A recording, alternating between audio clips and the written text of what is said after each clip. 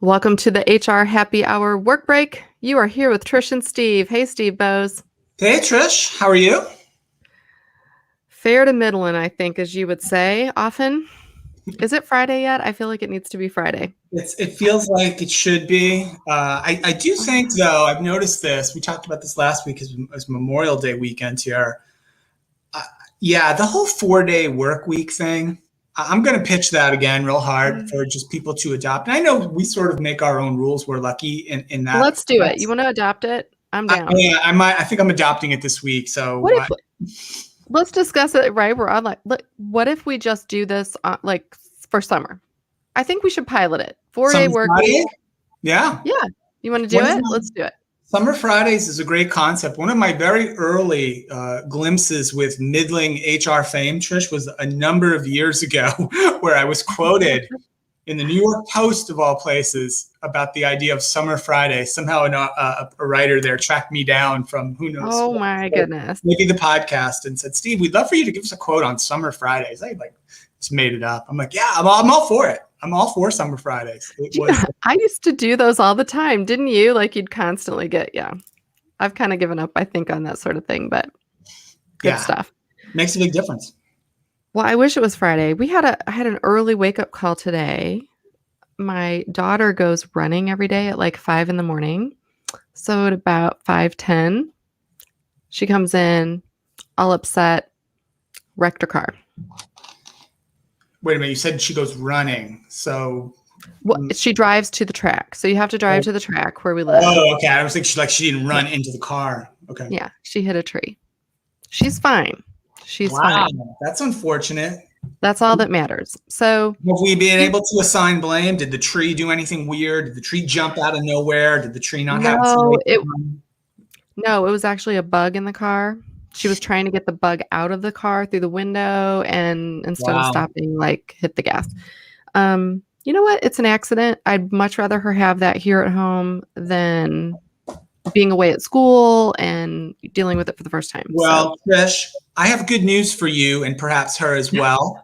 Okay, so the car is smashed up, will seemingly need to be repaired, which would require some funding from some source. Yes. Yes. Trish, teenage employment or unemployment in the United States, Trish, hit a decades-long low. It's down under 10%. This is teens age 16 through 19, according to the BLS. Right. The unemployment rate for that cohort is only 9.6%. That sounds highish. That's actually really, really low historically for that age cohort.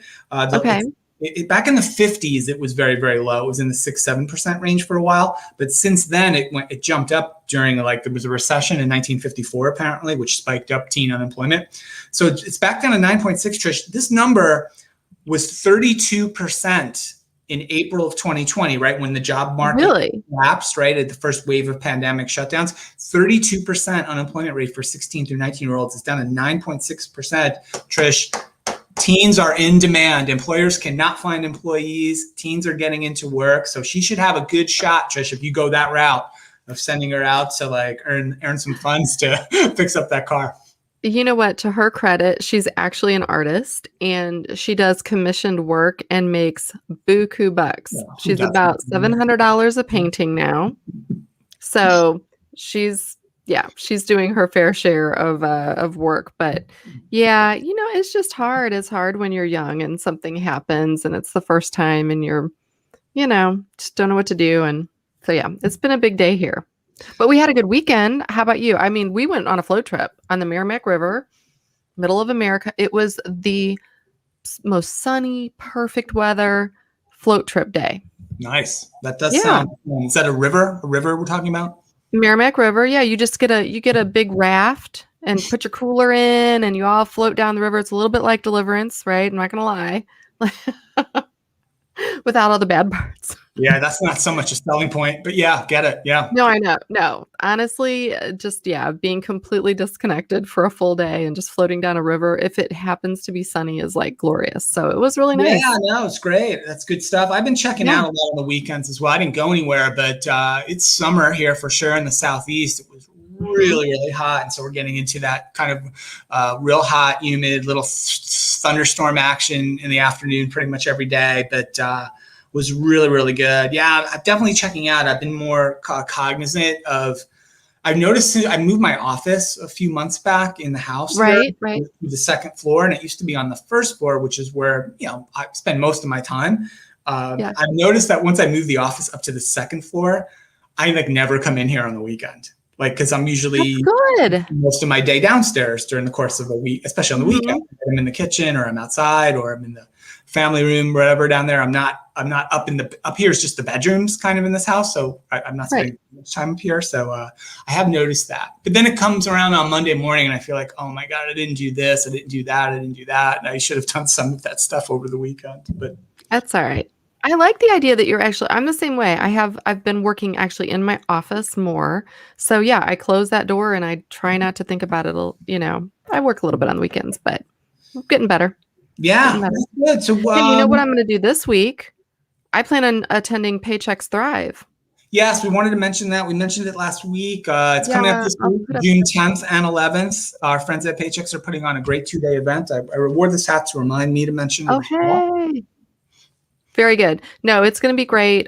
Day one is all thought leaders, futurists, big thinkers, not just about human resources, about business in general.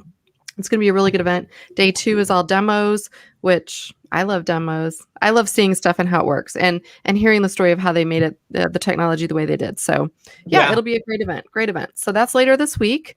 What else today? Anything else going on in your world, or any news item that you thought was just exceptional? Yes, I do have one, Trish. I read over the weekend that Indiana Jones 5, the fifth installment of the Indiana Jones movie franchise, is about to begin filming. My question is, do we really need this? Is anybody asking for this? Indiana, God bless him, is probably 75 years old at least at this point, and it's had some shaky incidences recently. Maybe, you know, I'm not sure he's that swashbuckling adventurer with the whip that we remember.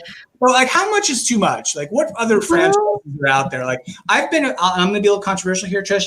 I think they needed to stop making new Star Wars anything a whole bunch of years ago. I agree with that. Yeah, we're churning those things out pretty regularly. I guess they still make money. That was for me enough for the Star Wars. Is there anything for you, Trish? Like, okay, enough. We're done. Yeah, no, actually, I'm gonna fight the other fight for a second. And if you think back to like Rocky, right? I am the biggest Rocky fan ever, right? You know me. I'll like quote any Rocky movie. But whenever they turned and made it Creed, right? So Rocky's in it. He's older. He's ailing. He's like turning over the reins, right? So that sets you up for a whole new story. So I wonder, I've not read about the Indiana Jones thing, but maybe that's it. Do you think that's it? They're kind of like having him I don't know. I don't know. For a whole new. I don't know what the plot is. I didn't watch the last one, which was one too many. I didn't either. It out there, so I've checked out on Indiana Jones. Plus, it's been 15 years probably since the last one came out that we didn't really need. So yeah, I'm out on Indiana. I'm out on Rocky too. I never watched any of those Creed movies. And Creed is great. I didn't care. Trish, I'll give you, okay, you're a Rocky person. I'm going to give you my favorite bit of Rocky related trivia. It's a very difficult one. I'm going to give it to you. I know the answer. Oh God. Okay. Okay. Rocky 1. Yeah. He's getting ready to fight his first fight against Apollo Creed. Okay. Yes. What was Rocky's one lost record prior to the first Apollo Creed fight? They say it. The announcer says it on the shit, like as they're getting ready to do the fight in the movie. Oh my God. Tough one. Very tough. I feel like he had never fought. No, he'd been bouncing around those clubs, boxing clubs. Sure, yeah, he was just a club fighter. I really don't remember. But now I want to go back and watch Rocky again. Right. Do you want the answer, or you want to go? Yes. No, okay. Give the answer. Yeah.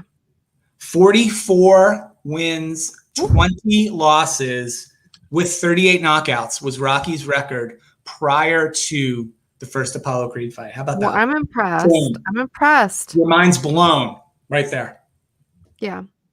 One last thing to finish our show with the Special Olympics athletes we recorded last week. I'm editing it as we speak. We'll run tomorrow morning. Yay. Our friends and Ben from the Special Olympics. So I'm really excited about that. I want everybody to tune in tomorrow on the HR Happy Hour show to hear 2 Special Olympics athlete leaders share some of their stories. Really, really cool, really inspirational. Yeah, and you know what? I'll tell you, without giving too much away, it's just to hear Special Olympians, gold medalists talk about, Mhm. um, how it applies to the way that we interact with, hire anyone with mental, physical disabilities or people that need, additional assistance of any sort. It was, just their perspective is so fresh and so different, and, you don't really necessarily appreciate it when you're an able-bodied person, able-minded person, maybe things come very easily, and so, yeah, if for nothing else, please listen in. Again, it's not an HR show at all. It's really about not even about work, really. Let's be honest. It's about just in general in your life, how you communicate with people who might have some sort of a difficulty that you don't, a challenge you don't. So it's really, really good. They were great. Good stuff. All right, very good. Well, listen, everyone, thank you for taking a few minutes and taking a work break with me and Steve. Please catch us back here on Wednesday. We're going to have to talk about this whole 4-day work week, because if we do that, we might have to be like a Monday, Wednesday, Thursday work break. Yeah. I'm down. We'll have Monday, to. Wednesday, Thursday is good. I'll draft a Anyway, memo. We can review it. but listen to us wherever you get your favorite podcasts. It's the HR Happy Hour, and you will get all of our network shows, including the one that Steve is producing right now. Oh, So, and by the way, I think this was our first time. We hope it works streaming on LinkedIn Live on the I H3 know. page. Hopefully, someone saw this. We should have asked if We're anyone could see it. Well, no, we'll find out. We'll find out. All right. Have a great day, everyone. We'll see you soon. Bye.